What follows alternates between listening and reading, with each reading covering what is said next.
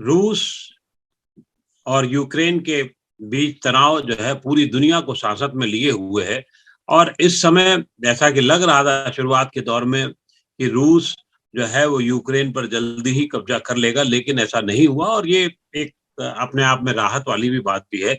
लेकिन दूसरी तरफ जो है जिस तरीके से हालात बिगड़ते चले जा रहे हैं, हालात ये कहना चाहिए बेकाबू होते जा रहे हैं और रूस की सेना को जो प्रतिरोध झेलना पड़ रहा है यूक्रेन के निवासियों और सेना से, वो अपने आप में अलग है और वो उसकी जुझारू क्षमता को दिखाता है।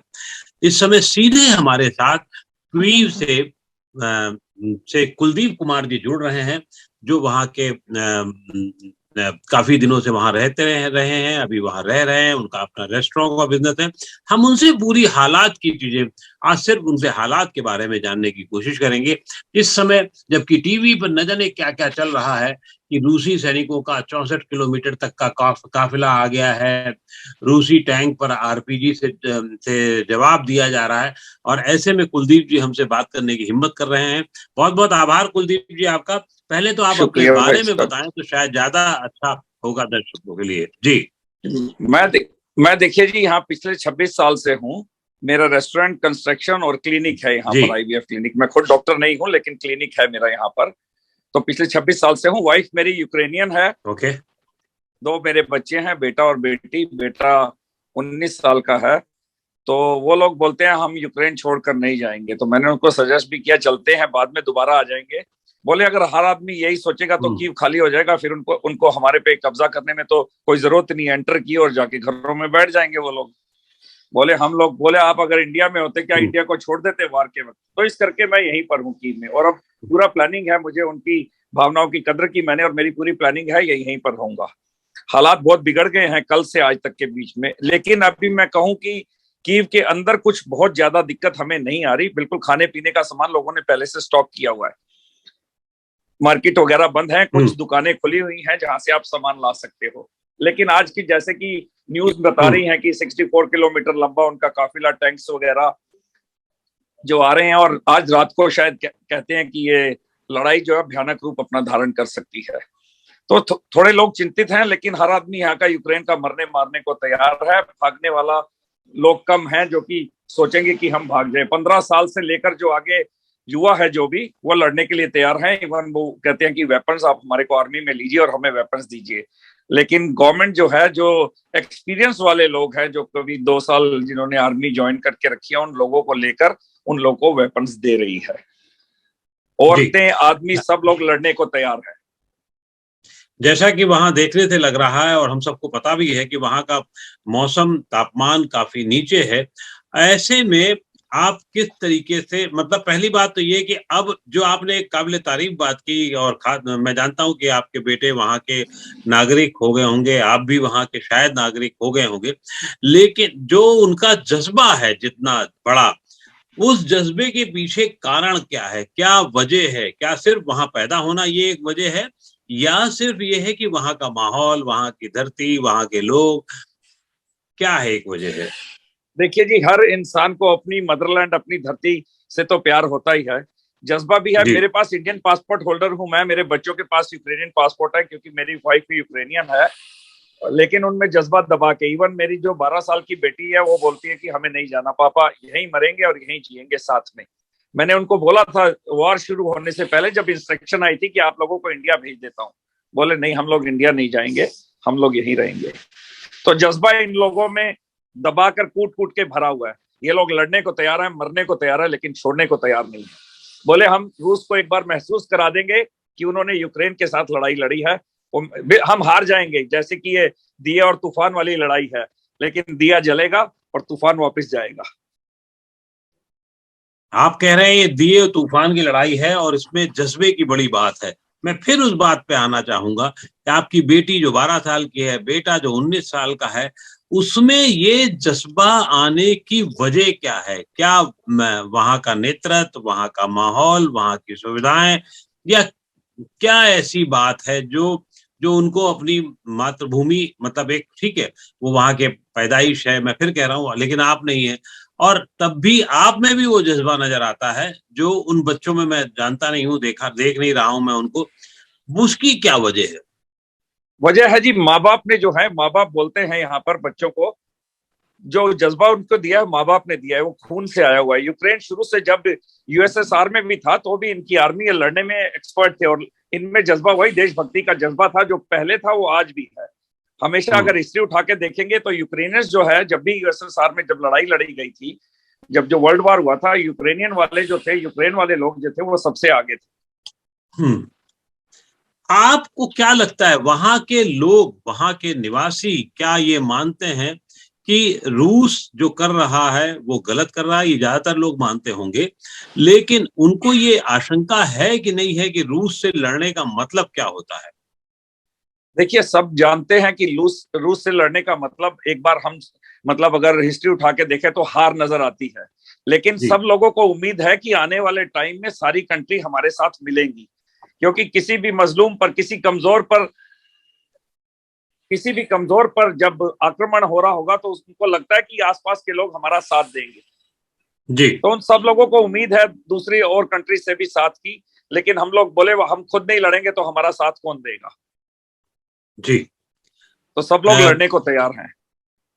एक मतलब स्थानीय लोगों में क्या लगता है कि कहाँ यूक्रेनियन से गड़बड़ हो रही है, यूक्रेनियन सरकार से गड़बड़ हो रही है, कहाँ रशियन गवर्नमेंट से गड़बड़ हो रही है जो उनको दुविधा में डालती है? भाई, यूक्रेन वाले बोलते हैं हमने ऐसा कुछ नहीं किया कि हमारे ऊपर अटैक किया जाए। फिर देखिए जी, जो यूक्रेन की फैमिलीज हैं, आधी उनकी फैमिलीज तो रशिया में है, किसी की माँ, किसी का भाई, किसी का फादर जो है वो रशिया में है, आधी फैमिली यहाँ है, आधी फैमिली वहां है। तो लड़ाई तो एक्चुअली में दो फैमिलीज के, मतलब एक फैमिली के बीच में लड़ी जा रही है। अब देख, आने वाले टाइम में यूक्रेनियन में भी लोग, देखिए, विद्रोह तो इस बात के लिए करेंगे ही कि हमारी फैमिलीज है वहां पर जिन पर आप अटैक कर रहे हो, वो भी हमारी फैमिलीज है। आधे लोग हम यहाँ हैं, आधे लोग वहां हैं। इवन यहाँ पे कुछ रशियन लोग भी ऐसे हैं जो फेवर में नहीं है, उनको लगता है कि पुतिन ठीक नहीं कर रहा। नाटो में आने के लिए देखो, नाटो के लिए जब 14 में ये हुआ था, रेवोल्यूशन हुआ था, उसके बाद से अगर उस टाइम पे ही ठीक कर लिया, नाटो में आने के लिए ऐसा कुछ नहीं कहा गया था पहले कि हमने 100% नाटो में आना ही है, और बैठ के कंप्रोमाइज ना हो सके किसी बात का, ये लगता नहीं है कि किसी बात का। लेकिन अगर आप रशिया को देखें तो वो कंप्रोमाइज के मूड में ही नहीं है। कल जो मीटिंग हुई, मीटिंग के टाइम पे ही फायरिंग हो रही थी, अटैक हो रहा था यहाँ पर। तो आप कुछ टाइम के लिए तो सीज फायर कीजिए ना। जब तक आपकी बातचीत खत्म नहीं हो जाती, किसी फैसले पर नहीं पहुंच जाते, सीज फायर तो जरूरी है। लेकिन सीज फायर नहीं हुआ।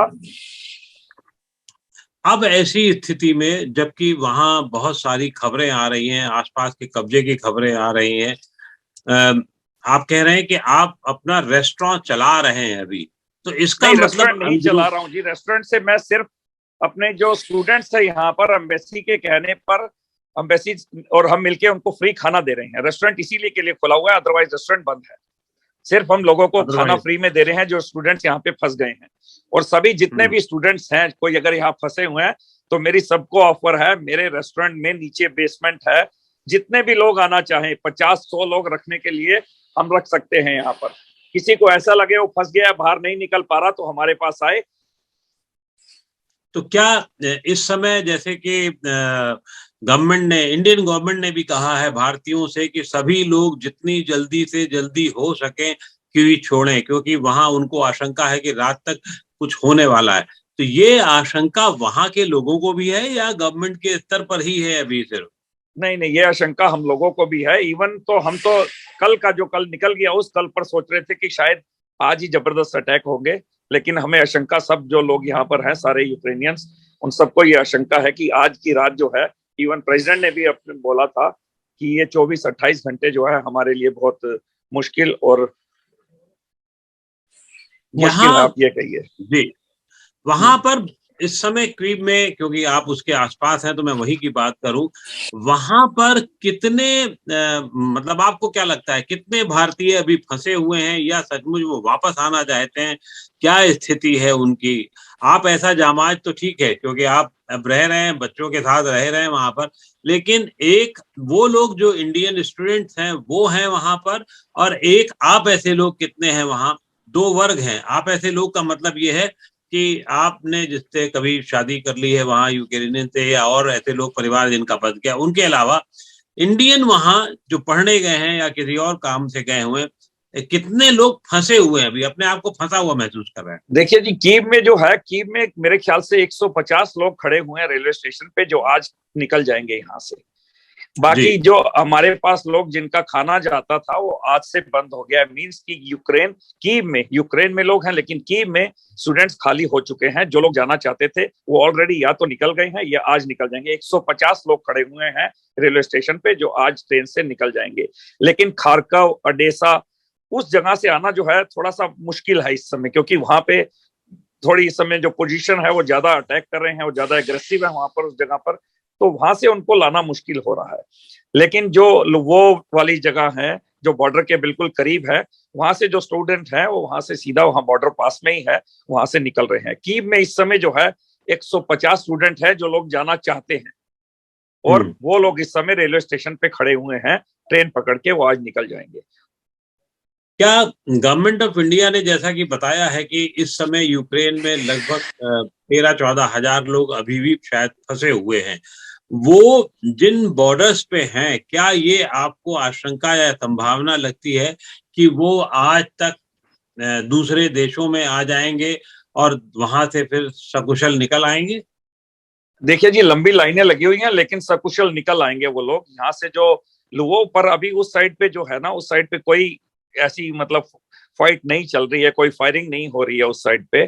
तो मेरे ख्याल से ये लोग ठीक ठाक निकल जाएंगे यहाँ से। लेकिन आज अभी जो था, अभी कह रहे थे कुछ एयर स्ट्राइक का, भी एक न्यूज आई थी कि एयर स्ट्राइक होने वाली है।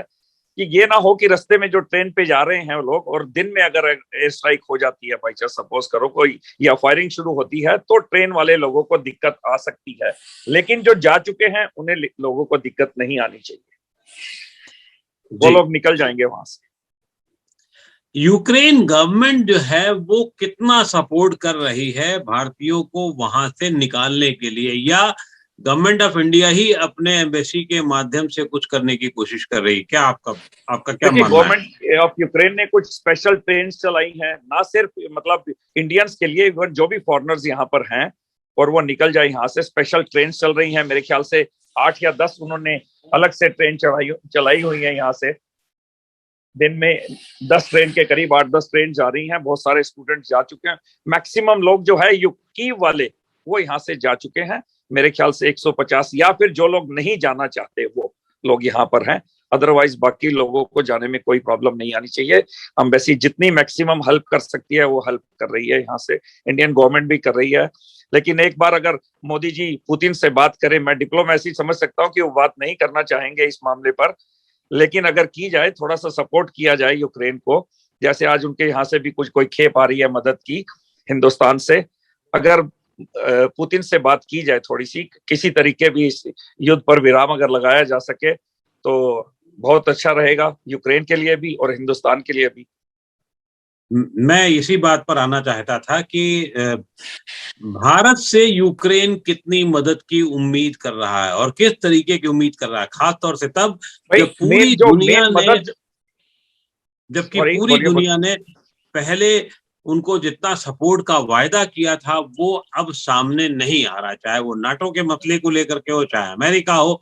ठीक है, बयानबाजी और कुछ हथियारों की आपूर्ति वो सब तो हो रही है, लेकिन जो एक्टिव सपोर्ट होना चाहिए जिस बड़े स्तर पर, वो शायद नहीं हो रहा है। यूक्रेनियन क्या मानते हैं, पहले तो ये बताइए हमें। यूक्रेनियन, देखिए, यूक्रेनियन हिंदुस्तान से सपोर्ट चाहते हैं। हिंदुस्तान एक विशाल देश है, और जैसे मोदी जी इस समय इंटरनेशनल लीडर हुए हैं, उनको सारे लोग जानते हैं, बोलते हैं मोदी जी को मदद करनी चाहिए हिंदुस्तान की, और हिंदुस्तान के फेवर में। ठीक है, रशिया के साथ हमारे अच्छे रिलेशंस रहे हैं, लेकिन यूक्रेन भी हिंदुस्तान के कभी अगेंस्ट नहीं गया, हमेशा फेवर में रहा है। लोग नाटो, यूरोप और अमेरिका ने जो किया है, वो लोग समझते हैं कि हमारे साथ गलत हुआ है, हमें एंड टाइम वक्त पे धोखा दिया गया है। लेकिन अभी कुछ कंट्रीज हैं, जो यूरोपियन कंट्रीज भी, जो मदद के लिए आगे आ गई हैं। लेकिन जो वार अमेरिका चाहता तो रोक सकता था, सपोर्ट उन्होंने, वार ठीक है, वेपन्स दिए जा रहे हैं, लेकिन किसी ने अपनी फौज यहाँ पे नहीं भेजी। उनको लगता है कि शायद ये वार और बड़ा हो जाएगा, और देखिए न्यूक्लियर वाली जो आ रही है, न्यूक्लियर चलाना कोई इतना आसान तो नहीं है कि कोई न्यूक्लियर का बटन दबाएगा और यहाँ पे आ जाएगा।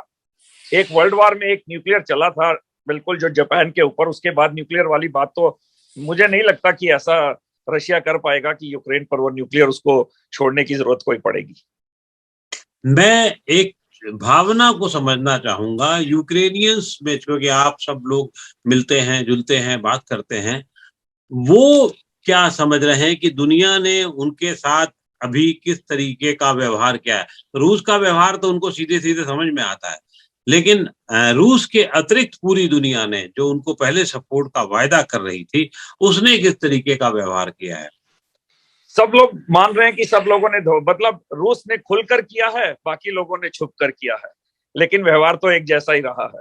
भाई एक छोटी सी कंट्री, यूक्रेन जैसी कंट्री जिसकी 30-32 मिलियन इस समय पॉपुलेशन जो यहाँ पर रह गई है, एक छोटी सी कंट्री आज रशिया के अगेंस्ट खड़ी हुई है, और कोई प्रॉपर सपोर्ट के लिए, प्रॉपर वेपन्स आ रहे हैं लेकिन प्रॉपर सपोर्ट के लिए कोई भी आगे नहीं आ रहा।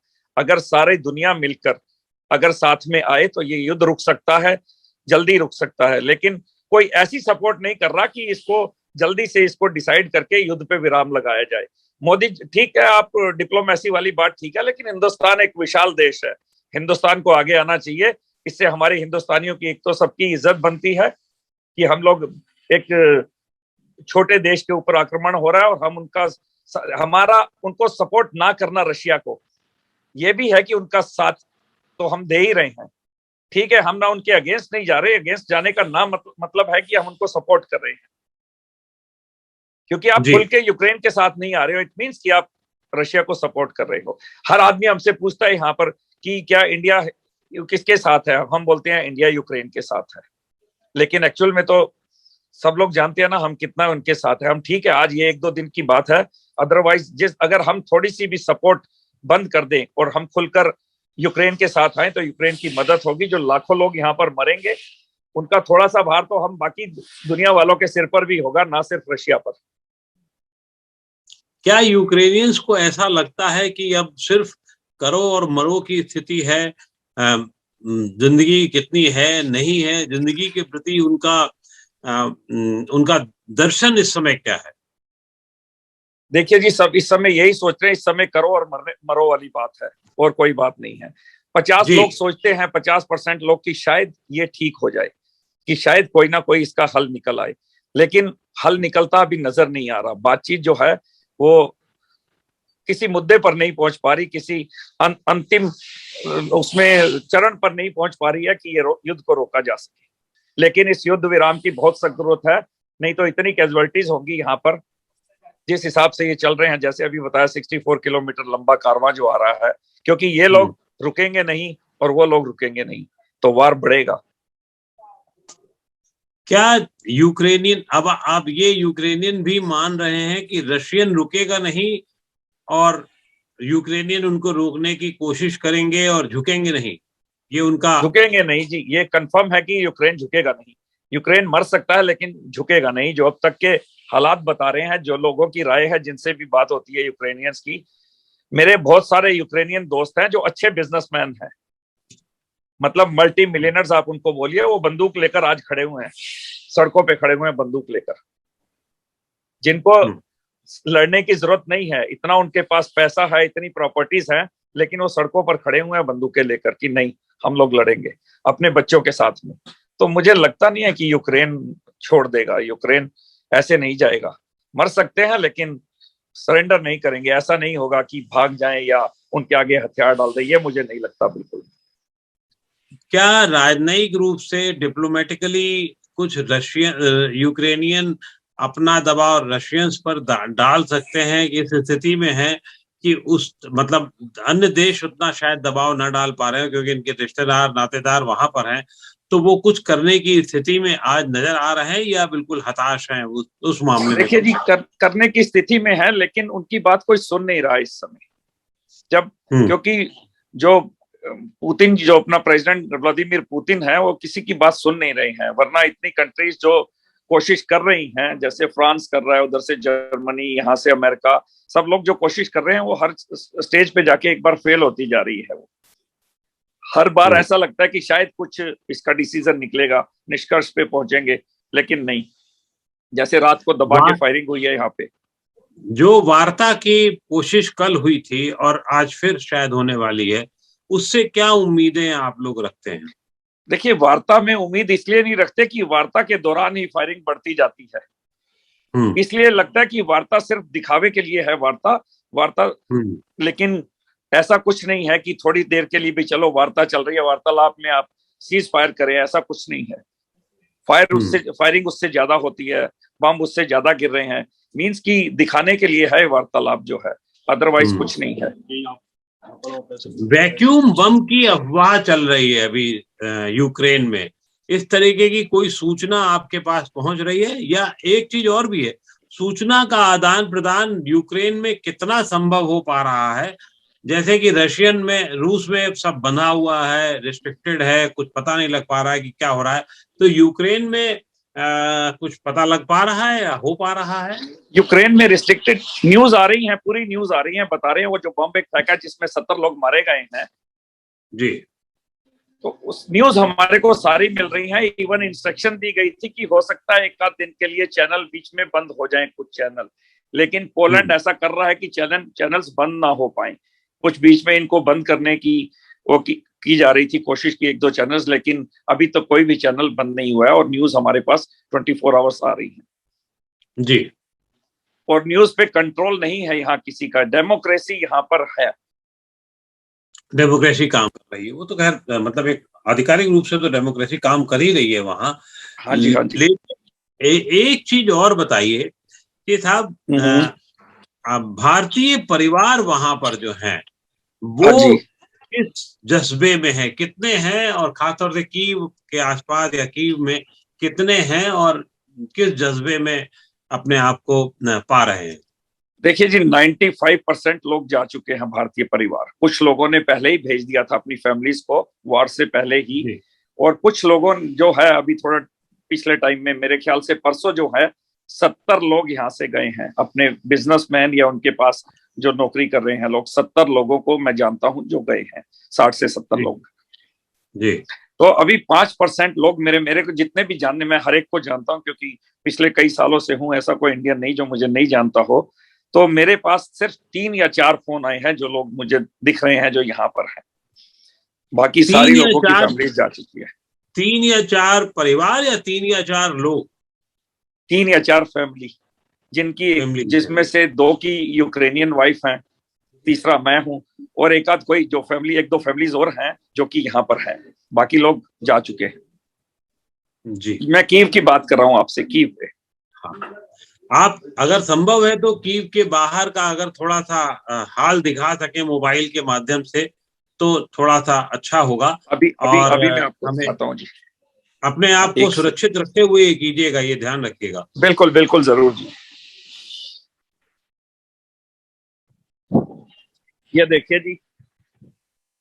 जी, ये यहाँ पर रोड्स इतनी, मतलब ये रोड्स पे पैर रखने की जगह नहीं हुआ करती थी। ये सेंटर से बिल्कुल साथ में है, आगे 2 यहाँ पे सिक्योरिटी वालों ने बैरियर्स लगा रखे हैं यहाँ पे ये बिल्कुल सेंटर का एरिया है। ये देखिए 2-4 इक्का दुक्का अभी मशीनें जो गाड़ियां जा रही हैं यहाँ से, अदरवाइज बिल्कुल खाली पड़ा हुआ है। ये आर्मी वाले वहां से आते हुए आपको दिख रहे होंगे, वो पीछे आर्मी वाले खड़े हैं, वो आ रहे हैं यहाँ पर। वो वहां पे तकरीबन 20-25 लोग आर्मी के खड़े हुए हैं। मैं शायद इसको अनलॉक कर सकूं तो वो वहां पे भी बैरियर लगा हुआ है। इससे अगर यहाँ से मैं 50 मीटर आगे जाता हूँ तो वहां पे बैरियर्स हैं, हर मतलब 50-100 तकरीबन हर 1 किलोमीटर 2 किलोमीटर पे बैरियर्स लगे हुए हैं। ये देखिए, आपको दिख ही रहे होंगे ये लोग जी। मैं ये भी देख रहा हूँ कि सब शॉप्स बंद हैं, दुकानें बंद हैं और बंद है जी, बिल्कुल। ये लोगों ने, आखिर सवाल ये भी है कि ये आपको क्या लगता है? У нас есть много чего, если надо забирать। और खोलो डिग्गी, मैं इनको खाना दे रहा हूँ, इसमें डिग्गी में मेरा पड़ा हुआ है, मैं जो आर्मी वाले हैं। जरूर दीजिए। हाँ, खोली चाबी लेकर आओ शख्स।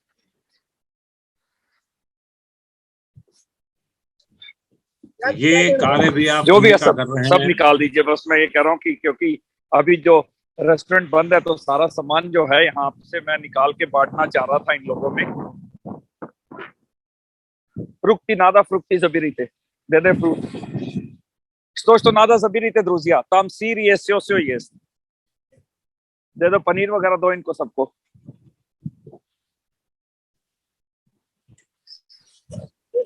दो, ये भी दे दो, ये भी उठा के दो। मलक को नादा, मलक को या आशिक मलक को दाए थे।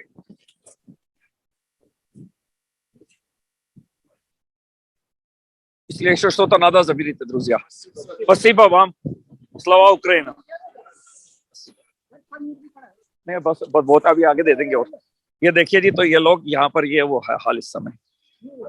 जी कुलदीप जी, निश्चित रूप से समय मुझे पता है, अंदाजा है कि वहाँ 0 डिग्री और उसके आसपास टेम्परेचर है, और आप ये मतलब एक मुझे तो पुण्य का काम ही लगता है। आप अपनी जिम्मेदारी निभा रहे हैं, कर्तव्य निभा रहे हैं, ये अलग बात है। ये बताइए, कितने दिन का सामान आखिर लोगों ने जमा कर लेंगे? आखिर कितने दिन की जरूरत का पूरा करने की स्थिति होगी? देखिए जी, सामान तो इनका और 2-4-10 दिन में, 15-20 दिन में खत्म होना चाहिए। लेकिन क्या है कि यूक्रेनियन का एक वो है कि ये सर्दियों के लिए ना सामान अपना जमा कर लेते हैं गर्मियों में, तो शायद उन लोगों के पास वो स्टॉक हो। मेरे पास जो मुझे जब वॉर का पता लगा था, तो मैंने 1 साल का स्टॉक करके रखा है ताकि लोगों में बांटा जा सके। फिर एक मेरा रेस्टोरेंट है, जो रेस्टोरेंट का सामान है वो भी बांट रहे हैं हम लोग कि किसी के काम आ सके। तो 1 साल का अपने पास मैंने जो स्टॉक किया था, वो 1 साल का स्टॉक किया था मैंने जी, ताकि लोगों, क्योंकि हर जगह से फोन आ रहे थे कुछ मदद चाहिए होगी, तो हमने 1 साल का सामान रख लिया था, जिसमें से मेरा आधा के करीब मतलब बांटा जा चुका है। ये आशंका आपको कब हो गई थी? ये आशंका हुई थी तकरीबन, आप सोचिए 15-20 दिन पहले ये लगने लग गया था कि भाई अब ये लड़ाई जो है होगी। चलिए कुलदीप जी, मुझे लगता है और कि आप बहुत शिद्दत से अपनी जिम्मेदारी निभा रहे हैं, काम कर रहे हैं, और लेकिन मेरा आग्रह है कि अपने आप को सुरक्षित रखते हुए, अपने आप को सेफ रखते हुए करिए। और आपको बहुत बहुत शुभकामनाएं, आपके जज्बे को सलाम, और आपको बहुत बहुत शुभकामनाएं। फिर हम लोग फिर बात करेंगे जल्दी। Thank you.